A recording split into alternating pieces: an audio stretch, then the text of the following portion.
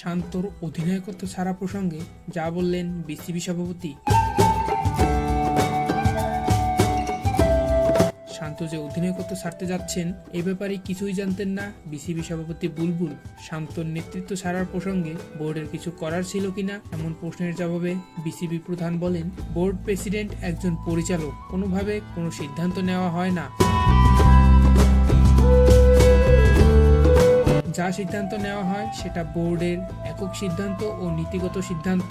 শান্ত আজই অধিনায়কত্ব ছাড়বেন সেই বিষয়ে কিছুই জানতেন না বিসিবির ক্রিকেট পরিচালনা প্রধান নাজমুল আবেদিন ফাহিম। দুপুরে সিংহলিজ স্পোর্ট ক্লাব মাঠে গণমাধ্যমকে তিনি বলেন, আমরা জানতাম না শান্ত আজই সংবাদ সম্মেলনে অধিনায়কত্ব ছাড়ার ঘোষণা দেবেন।